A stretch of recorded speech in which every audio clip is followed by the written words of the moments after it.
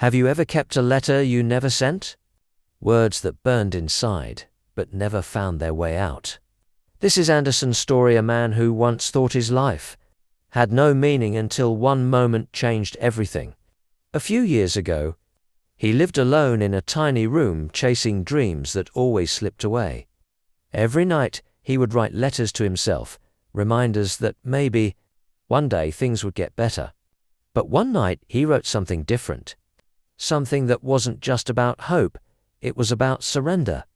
It was raining hard that night. The kind of rain that makes even silence feel heavy. Anderson felt lost not because he failed, but because he couldn't see any reason to keep trying. He had lost his job that morning. "We're sorry we have to let you go," they said. He packed his things quietly, a smile hiding behind pain.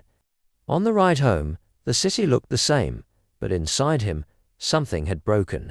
He read each one words full of hope that never reached anyone. Then, with trembling hands, he wrote a letter he never meant to send, not to anyone, not even himself. "I give up," he wrote, and the paper soaked in his tears. For the first time, he felt like even words couldn't save him. But sometimes even the darkest night brings its own kind of light. That lightning flash, it reminded him that storms don't last forever, even when they feel endless. He looked at the words he had written and whispered, "Maybe not tonight." With one deep breath, he tore the paper apart and threw it away. He opened the window. The air smelled like renewal, like maybe tomorrow could be different. The next morning, Anderson woke up early, not because he had a plan, but because he was still alive. He made a cup of coffee, sat by the window, and thought, what if I just take one small step today? So he left his apartment with no direction, only a decision to move. Instead of waiting, he noticed something he had never seen before: people working with quiet pride. Even in struggle, he helped the man without thinking. Just helped. And for the first time in months, he felt useful. And that small act, that single moment, became his turning point. He started walking daily one street, one sunrise at a time. Not searching for a miracle, just movement.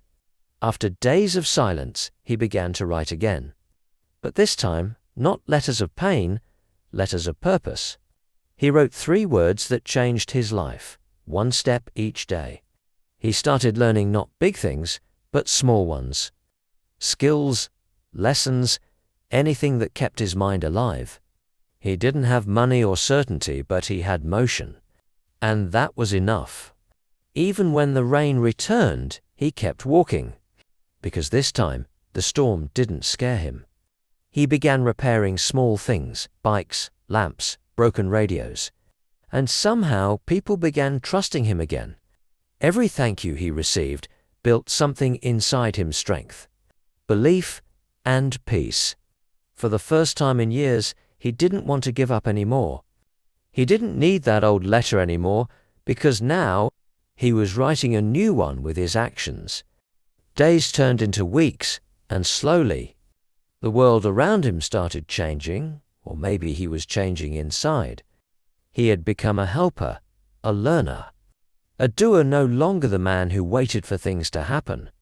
He worked with anyone willing to teach learning, not just skills, but humility and patience. His hands that once trembled in fear now carried purpose, the kind that comes from effort. Every drop of sweat became a silent reminder that progress is made one honest effort at a time. Time moved fast, but Anderson didn't count the days anymore. He just kept showing up. He began teaching others the same way life had taught him, with pain and persistence.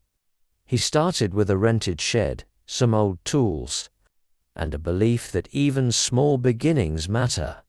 Every evening, he'd look at those cracked walls and whisper, "We're still standing." The first payment wasn't much, but it meant everything. It meant his choice was working. Slowly, people who once doubted him started to believe. Not in luck, but in effort. He wrote again, Not I give up, but I'm grateful. Same desk, new words.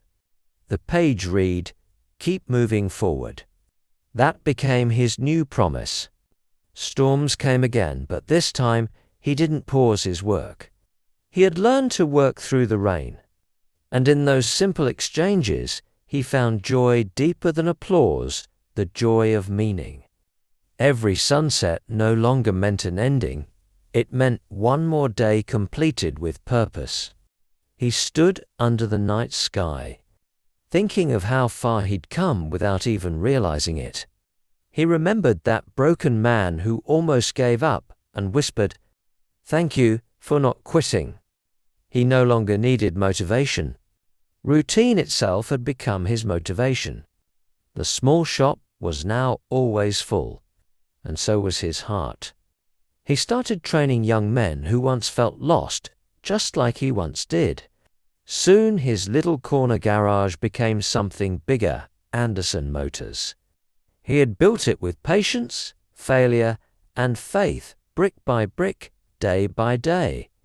Anderson had never dreamed this far, but life had bigger plans for those who don't stop. He no longer worked alone. His effort had built a team, a family. He smiled, flipping through his old pages, every mark. Every note was a footprint of survival. That candle which once witnessed his despair now glowed beside his success. He realized that the road was never the enemy. It was always the teacher. Time doesn't test you to break you, it tests you too. See if you'll keep moving while it flows. There was no anger left, no fear, only quiet peace. He stood facing the sunrise, the same sky, but a different man. Because the struggle never breaks you, it builds you. He no longer chased success. He walked with purpose, and success followed. Sometimes the universe whispers softly, you made it through. And that's how Anderson's story ended, not with applause, but with peace.